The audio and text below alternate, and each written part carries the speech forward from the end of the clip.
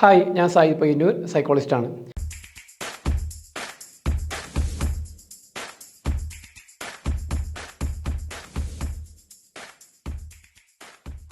ഏറ്റവും ഇമ്പോർട്ടൻ്റ് ആയ ഒരു വീഡിയോ ആണ് ഇന്ന് പറയാൻ പോകുന്നത്. പ്രത്യേകിച്ച് നാർസിസ്റ്റുമായി ബന്ധപ്പെട്ട ഏറ്റവും ഇമ്പോർട്ടൻ്റ് ആയ വീഡിയോ. പലപ്പോഴായി പല കമൻറ്റുകളിലും പല ആൾക്കാരും ചോദിക്കുന്നൊരു ചോദ്യമുണ്ട്. ഇവരുടെ, അതായത് നാർസിസ്റ്റായ ആൾക്കാരുടെ സെക്സ്വൽ ആക്ടിവിറ്റീസ് എങ്ങനെയാണ്, അതറിയാൻ താല്പര്യം. ഈ വിഷയവുമായി ബന്ധപ്പെട്ട് ഒരുപാട് പേര് വീഡിയോ ഓൾറെഡി ചെയ്തിട്ടുണ്ട്. അതുകൊണ്ടാണ് ഞാൻ അതിന് പ്രാമുഖ്യം കൊടുക്കാത്തത്. എന്നിരുന്നാലും ഈ വിഷയത്തിൽ ഒരുപാട് കാര്യങ്ങൾ പറയാനുണ്ട്. അതുകൊണ്ടാണ് ഇന്ന് ഈ വീഡിയോ ചെയ്യുന്നത്. പ്രത്യേകിച്ച് നാർസിസ്റ്റ് സെക്സിനെ കാണുന്നത് ഒരു ആയുധമായിട്ടാണ്. കുട്ടികളെ കാണുന്നത് പോലെ തന്നെ കുട്ടികളെയും അവരെ ഒരു ആയുധമായിട്ട് പലപ്പോഴും കണക്കാക്കും. ഇതേപോലെ സെക്സിനെ ഒരു ടൂളായിട്ടാണ് കണക്കാക്കുക. ഇതിലും ഒരു രസകരമായൊരു സൈക്കിളുണ്ട്. അതായത് നാർസിസ്റ്റ് സെക്സിൽ ഇടപെടുന്ന ഒരു രീതിയിൽ ഒരു പ്രത്യേക ഒരു സർക്കിളുണ്ട്. അതും ഞാൻ മുമ്പ് ചെയ്തൊരു വീഡിയോ ഉണ്ട്, നാർസിസ്റ്റിൻ്റെ സ്വഭാവത്തിലെ 4 ഘട്ടങ്ങൾ. അതിൽ ഉൾപ്പെട്ട അതേ രീതിയിൽ തന്നെയാണ് സെക്സിനെയും അവർ കൈകാര്യം ചെയ്യുക. അപ്പോൾ 1-ാം ഘട്ടം എന്ന് പറയുന്നത് ഐഡിയലൈസേഷൻ. അതായത് നാർസിസ്റ്റ് ഒരാളെ ലൈഫിലേക്ക് ചെന്ന് കഴിഞ്ഞാൽ ഏറ്റവും മാന്യമായ, ഏറ്റവും നല്ല രീതിയിൽ സെക്സ് ചെയ്യുന്ന അവസ്ഥ. ആദ്യത്തെ ഹണിമൂൺ പീരീഡ്, ആദ്യത്തെ മാസങ്ങളൊക്കെ ഏറ്റവും നന്നായിട്ട് പ്ലഷർ ചെയ്യിപ്പിക്കും, ഏറ്റവും നല്ല രീതിയിൽ സെക്സിൽ ഏർപ്പെടും. എന്നാൽ ചില ആൾക്കാർക്ക് സെക്സുമായിട്ട് ബന്ധപ്പെട്ട് അത്ര കഴിവുണ്ടാവില്ല. ഈ കഴിവില്ലെങ്കിൽ പോലും സിമ്പതി കൊണ്ടെങ്കിലും അവർ ആരെ കയ്യിലെടുക്കും? വിക്ടിമിനെ കയ്യിലെടുക്കും. വിക്ടിമിന് തോന്നും അയാൾ അല്ലെങ്കിൽ അവൾ പാവമാണ്, അതായത് സെക്സിന് പറ്റാത്തതുകൊണ്ടാണ്, വേറൊന്നുമില്ല, പക്ഷെ സ്നേഹിക്കാൻ അറിയാം, അതുകൊണ്ട് തന്നെ സെക്സിൻ്റെ കാര്യം നമ്മൾ ആരോടും പറയണ്ട, പാവം, ഇങ്ങനെ തന്നെ പോവാം എന്നൊരു തീരുമാനം ആരെടുക്കും? വിക്ടിം എടുക്കും. എന്നാൽ കഴിവുള്ള ആൾക്കാർ ഏറ്റവും നല്ല രീതിയിൽ പെർഫോം ചെയ്ത് ഭാര്യയുടെ മുമ്പിൽ അല്ലെങ്കിൽ ഭർത്താവിൻ്റെ മുമ്പിൽ, ആരാണോ പ്രശ്നക്കാർ മറ്റാളുടെ മുമ്പിൽ വലിയൊരു ഇമേജ് ക്രിയേറ്റ് ചെയ്യും. ഇത് കഴിഞ്ഞുള്ള 2-ാം സ്റ്റേജാണ് ഡീവാലുവേഷൻ. അതായത് സെക്സിലും ഈ ഡീവാലുവേഷൻ ഉണ്ട്. നമ്മളെ കുറ്റങ്ങളും കുറവുകളും പറഞ്ഞു തുടങ്ങും. പ്രത്യേകിച്ച് സ്ത്രീകളൊക്കെ പ്രസവിച്ച് കഴിഞ്ഞാൽ വേറൊക്കെ കുറച്ച് ചാടുമല്ലോ. ആ സമയത്തൊക്കെ അവർ പറയും, എന്ത് കോലമാണ്, കാണാൻ തന്നെ ഒരു രസമില്ല, പല രീതിയിലും കുറ്റപ്പെടുത്തും. നിൻ്റെ മുഖം മുമ്പത്തത് പോലെ ഒരു ഭംഗിയില്ല, നിന്നെ ഇപ്പോൾ കാണാൻ തീരെ കൊള്ളൂല. മാത്രവുമല്ല മറ്റു സ്ത്രീകളെ പുകഴ്ത്തി പറയും, അവളെ കണ്ടില്ലേ, മറ്റവളെ കണ്ടില്ലേ എന്നൊക്കെ പറഞ്ഞ് പുകഴ്ത്തി പറയും. നമ്മൾ ഇൻസൾട്ട് ചെയ്യാൻ പറ്റുന്ന എല്ലാ സാഹചര്യവും അവർ മുതലാക്കും. പ്രത്യേകിച്ച് നമ്മളെ ചില ഡ്രസ്സിങ്ങൊക്കെ എന്ത് കോലമാണ്, ഇതൊക്കെ കാണുമ്പോൾ മോശമായി തോന്നുന്നു എന്നൊക്കെ പറയും. മാത്രവുമല്ല ഒരു ലേഡി പറഞ്ഞ കാര്യം എനിക്ക് ഓർമ്മ വരുന്നു. അവർ പറഞ്ഞത് അവരുടെ ലൈംഗിക അവയവം നോക്കിയിട്ട് ഇത് വൃദ്ധയെ പോലെ ഉണ്ട് എന്ന് ഭർത്താവ് പറഞ്ഞു തന്നു. അതായത് എങ്ങനെയൊക്കെ ഇൻസൾട്ട് ചെയ്യാൻ പറ്റും ആ രീതിയിലൊക്കെ ഡീവാല്യൂ ചെയ്യും. ഇതാണ് 2-ാം ഘട്ടം. ഇനി 3-ാം ഘട്ടം എന്ന് പറയുന്നത് ഡിസ്കാർഡ്. അതായത് റൂമിൽ നിന്ന് മാറിക്കിടക്കുക, റൂമിൽ തീരെ വരാതിരിക്കുക, നമ്മളെ കാണുമ്പോൾ തിരിഞ്ഞു കിടക്കുക, സംസാരിക്കാതിരിക്കുക.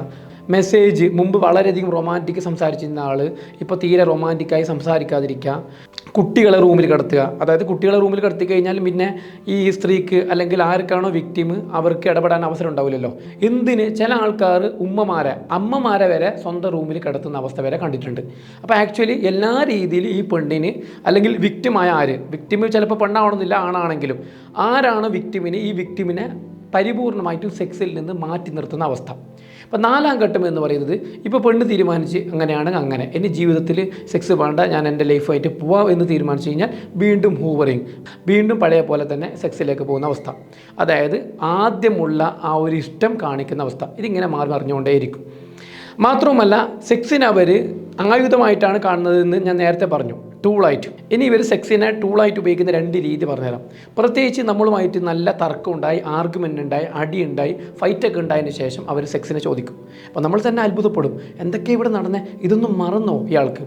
അവരെ സംബന്ധിച്ച് എന്താണെങ്കിൽ ഈ ആർഗ്യുമെൻ്റൊക്കെ കഴിഞ്ഞ് ഇവർ വിട്ടു പോകുന്നതിനെ തടയാനുള്ള ഒരു ആയുധമാണ് സെക്സ്. നടന്നു കഴിഞ്ഞാൽ ഇവരെ സംബന്ധിച്ച് ഓക്കെ, എല്ലാമായി, അപ്പോൾ പെർഫെക്റ്റായി എന്നുള്ള ചിന്തയാണ്.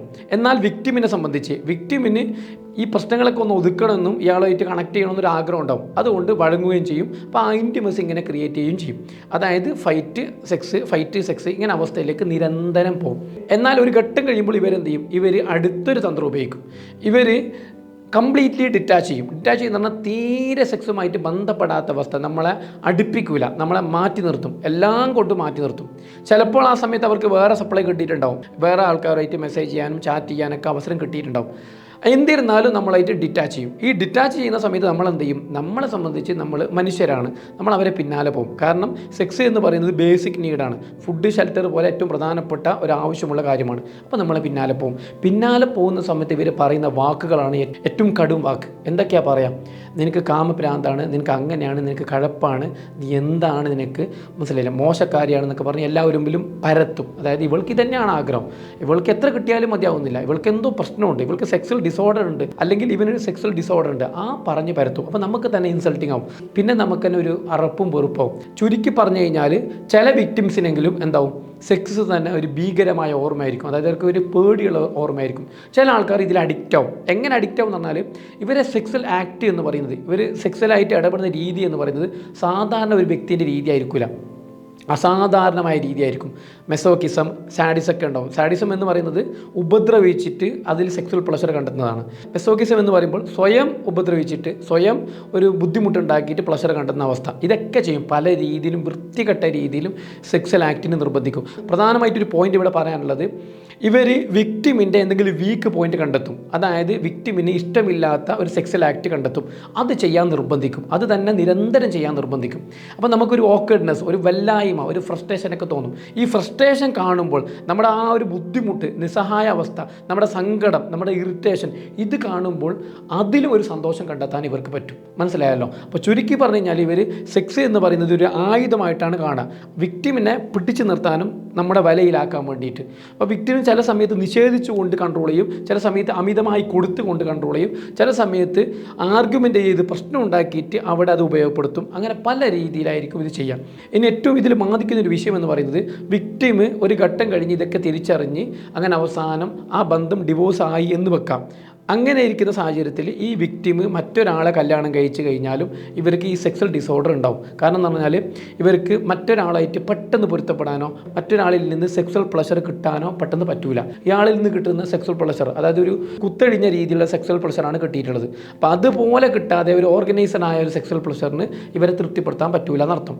ഏതുപോലെ എന്ന് പറഞ്ഞാൽ, ഒരാൾ കള്ളും കഞ്ചാവും അങ്ങനെ തോന്നിയതും കഴിച്ച് നടന്ന ഒരാൾക്ക് സാധാരണ ഫുഡ് ചിലപ്പോൾ അവർക്ക് ഏൽക്കുക പോലുമില്ല. ഇതുപോലെ തന്നെ അവരുടെ സെക്സ്വൽ ലൈഫ് തന്നെ ആകെ കുത്തഴിഞ്ഞ അവസ്ഥയാവും. ഏതായാലും ഇതിൻ്റെ പ്രശ്നം എന്ന് പറയുന്നത്, ഈ സെക്സ്വൽ ഇത് മറ്റുള്ളവരോട് പറഞ്ഞ് ബോധ്യപ്പെടുത്താൻ പറ്റൂല. മാത്രമല്ല മറ്റുള്ളവരോട് എങ്ങനെ പറയാം?